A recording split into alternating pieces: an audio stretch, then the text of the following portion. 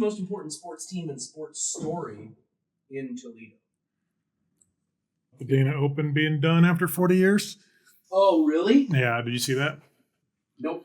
Toledo's professional basketball team, the Glass City Wranglers, Jesus tonight's God. signing day. The Glass City Wranglers are a BFD, Dave. I know. What are we doing here, Dave? Talking about Indiana. Ohio State, Indiana. I can't believe you haven't sang yet. You've been going? singing. You've been singing. IU. That's not their song, IU. If IU wins, it's going to be because you have been singing the IU fight song for 11 weeks. That's true. IU. Dun dun dun dun dun dun. IU. Ohio State beat Northwestern. Michigan is playing Northwestern. Yep. The Rockets are playing the Bobcats tonight. That's right. We're not going to be able to. We're going to have to, travel in time as the show is released on Friday. But we're recording on Wednesday. We can just skip that. Oh, we'll just acknowledge it. Okay, it's no big deal. We'll acknowledge the fourth wall. You know what I read is in terms of stats that I thought was interesting. Toledo's Jerwan Newton shares the national lead for touchdown catches with 10. Oh, really? Yeah, I read that from our own Kyle Rowland. All right. That's a good stat. You'd think that would be your Jeremiah Smith or your, what's his name? Ryan, what's Ryan from Alabama? Right. What's that? Oh, Ryan. Busy Ryan on Plenty Williams. of Fish there?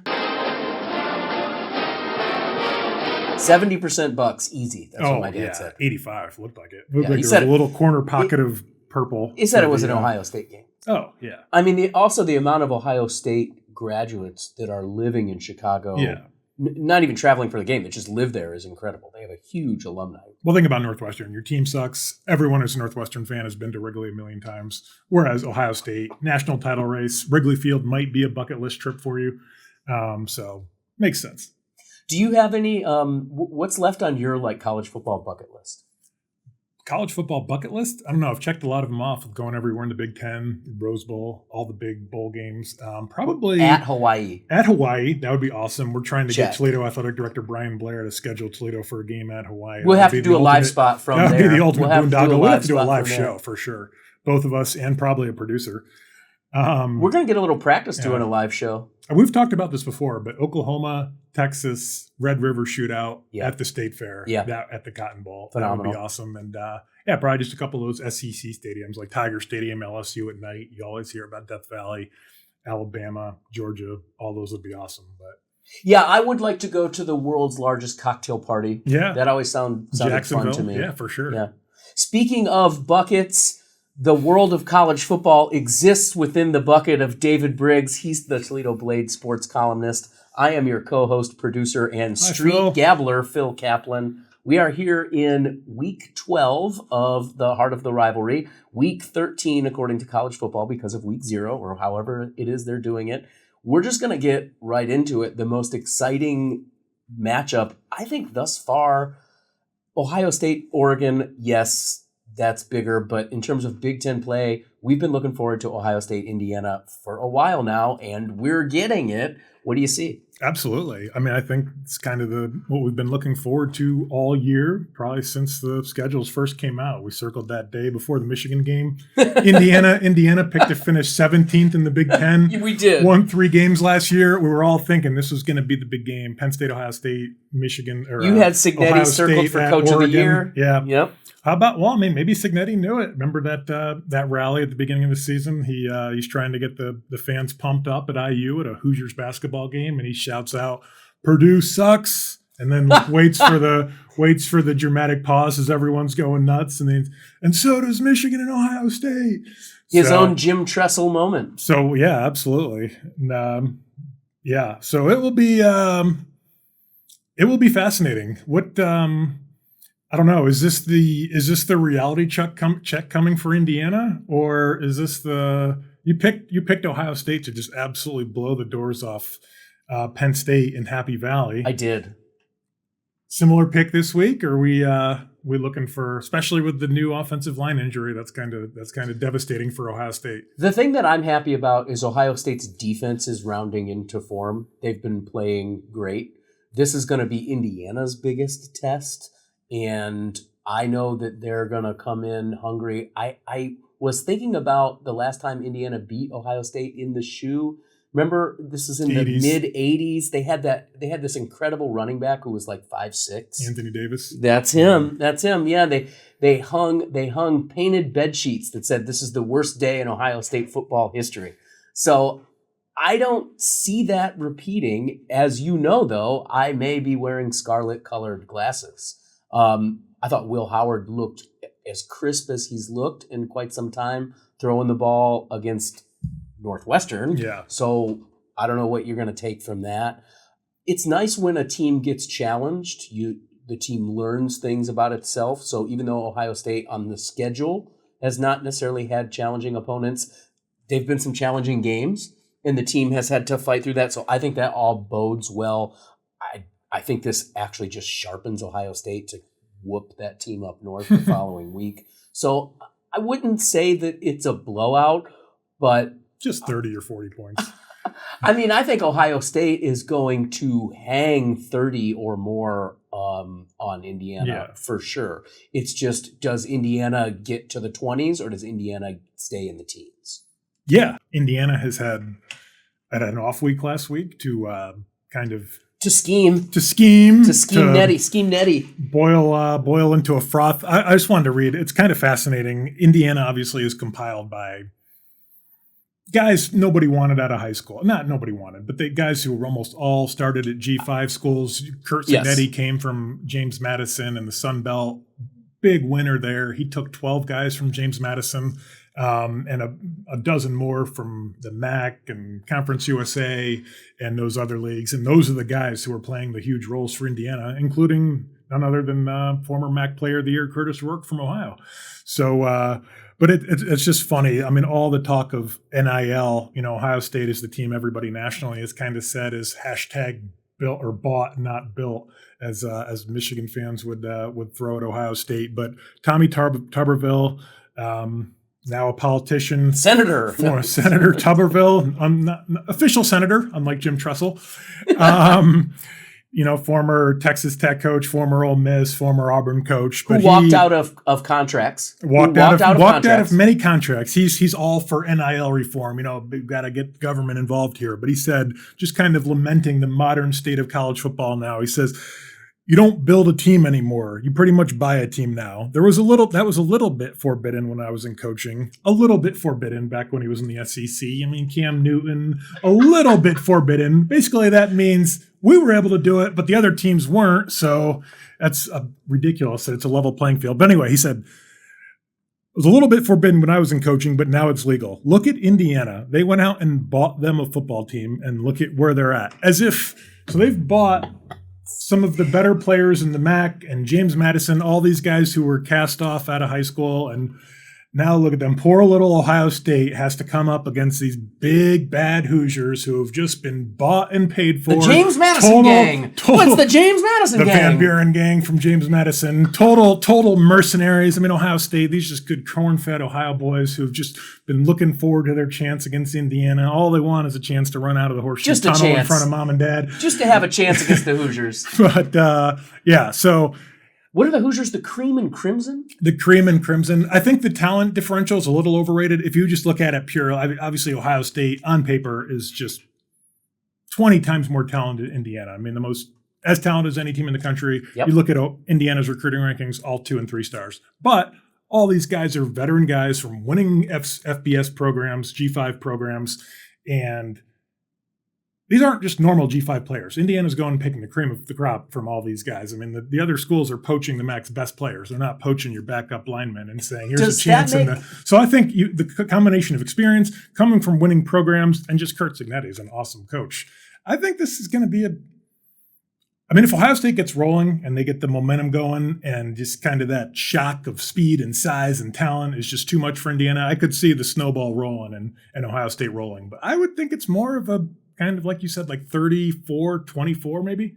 I could see that. Does this, rather than making Signetti into a checkbook, doesn't this make him out to be more of just a incredible, like Terminator eye for talent. Right. I mean, to bring that many guys from one school that you first brought to that school, Yeah. that's pretty incredible. That's got to be a unique bond for those players as well. Oh, absolutely. And what an advantage for a new coach to have 12 of your best players from your old system to kind of show everybody the ropes. And this is how we do it. This is the culture. So, yeah, big advantage. He seems like a serious guy that would put that like Right. culture brand Oh, stamp yeah. in He there seems like pretty right intense, away. yeah. Yeah, he does. Very He does. confident. And you remember his quote about just kind of getting frustrated with some of the questions early about Indiana picked to finish 17th and just, old woe is Indiana, probably going to suck again. And he just flatly said, Google me, I win.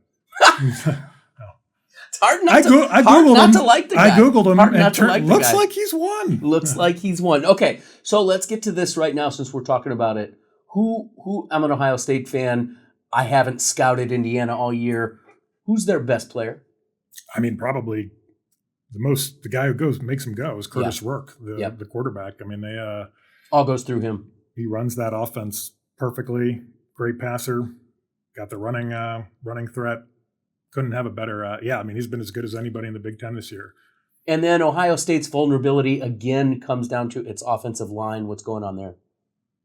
Yeah, that's. I feel like if you looked at before this season, Ohio State is so loaded in so many places. The defensive backfield, defensive line, running back, receivers. That's areas where they can afford some injuries because it's the assembly line just keeps going and going. Offensive line and quarterback were the two areas where you were looking like, this looks a little flimsy, question marks to begin with, and there's not much depth. Well, now Ohio State has been absolutely devastated on the offensive line, losing 2 of their 5 starters, and not just 2 of their 5 starters, but their 2 best offensive linemen, Seth McLaughlin, the center, ruptured his Achilles tendon in practice on Tuesday, out for the season. He was on an All-American pace, just playing awesome.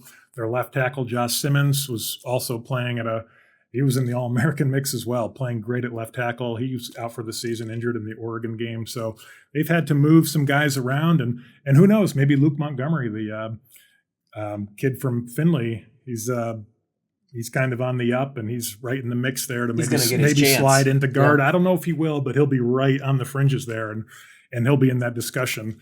But yeah, do us proud, Luke. Do us proud, Luke. Do Northwest Ohio proud. That's right. It's going to be interesting.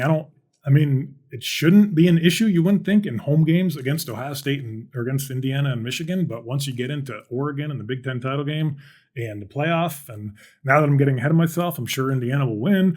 But that's where you've been a secret Hoosier homer this whole time. That's where the questions would be. I mean, Ohio State has 2 great running backs, but if you're center and your left tackle, I mean, that's kind of I don't know. It'll be interesting. Carson Hinsman has come in and done a very good job at left guard. They kicked Donovan Jackson out to left tackle from guard. And Hinsman started 10 games started at center last year. So they probably will move him to center. But again, I don't know. It's kind of up in the air. The coaches have their job cut out for them. Probably going to have to alter play calling a little bit. I look for the time zone and atmosphere difference to weigh heavily on the Hoosiers and throw them off their game. Coming from Indiana, where they don't observe the daylight savings time and are technically an hour behind. It doesn't matter. I don't think that's true anymore. Don't let those facts get in the way. Didn't that change in 25 years ago? Indiana's on a different weather system than Columbus. Different times, nighttime there. That's true. Speaking of doing a Northwestern, I read somewhere that the sun, or somewhere where the sun never sets on the Ohio State Empire, it's not gonna rise for another 65 days. So 65 straight days of darkness. It might have been Alaska, but I think it also might have been Bloomington. I'm not sure. Speaking of doing Northwest Ohio proud, did you see that the guy that blocked the kick to seal the Packers' victory over the Bears, Bowling Green's own Carl Brooks? Oh, nice. Yeah. What an absolute stud he was in college, and he's doing great with the Packers. That's cool. Let's stick with BG. They're going to end up playing Ball State this weekend. Mm-hmm. Now, BG still only has 1 loss in the conference, even though they're 6-4 overall. This take care of business sets them up for the MAC title game. Yeah, absolutely. Ball State just fired its coach earlier in the week. After 9 years, Mike New. After 9 years, yeah. Mike New. It was funny after Bowling Green's big win over Western Michigan. Scott Loeffler was just talking about, not going to we're going to celebrate for 24 hours and then move on. And he's just like, we got to go 1-0 next week. And Ball State is just such 1-0 next week. That's big coach talk. Ball State is such an incredible challenge. And he kept repeating how much respect he has for Mike New, who is just an incredible coach and as good of a coach as there is in the country, and just a great husband and father and leader of men and all that. Are you saying he jinxed him? No. But then in the press conference after he was fired, Scott Loeffler is kind of basically saying, it's just a tough business. They were only 30 points away from first place if you look at a few of their games. And, if they had won this game and that game and 3 bounces in this game. It's an ellipsoid. It bounces funny. I know. So, yeah, I think Bowling Green should take care of business. You never know how the team's going to emotionally react to their coach getting fired from the Ball State perspective, but it's going to be a game probably on a cold day in front of 117 people at Ball State Stadium. Also, what are we doing here just having a random game on a Saturday? Miami played last night. Miami and Bowling Green are playing next Friday. So Bowling Green goes from back-to-back all these weeknight games, then just like, let's give them a Saturday game so they can play their biggest game of the season on short rest back in a midweek slot. I mean, that is peak Maction dumbassery for you. Is that a hyphened word, or would you spell that all together? Would you put a hyphen in there? Peak Maction dumbassery? Yeah, so there's hyphens in there. I would say so, yeah. Okay, so we'll have to check with our So speaking of midweek Maction judgments, tonight the Rockets, because we're recording on a Wednesday, this will come out on a Friday, so the game will be decided. So what you say here will really be put to the test of reality. We can make our predictions and delete them if they're wrong. That's correct. All right. OU's got a tough Toledo 38-24, baby. 38-24. That's a common score. You could win a lot. You could win a lot just guessing that score. Okay, so OU's got a tough quarterback. What's his name? Parker Yara. I think Parker Parkerson. Parker Parkerson. Checks his notes. Navarro. That's the guy. Okay, so what does UT have to do to win against the vaunted Parker Parkerson Navarro? Are we really talking about this?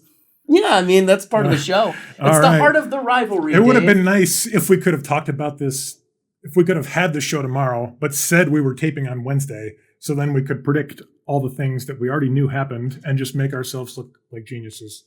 I mean, everybody knows we're already just incredible football minds who just know ball at another level. Regardless of quantum entanglement theory, we are bound by the constructs of linear time, and that's what we're dealing with. Okay. I'm going to pretend like I've already seen the game, Ooh. And we'll just delete this anyway. Yeah, it was just a crazy night at the Glass Bowl. I mean, you wish they would have scheduled it for Tuesday night in the beautiful 60-degree weather.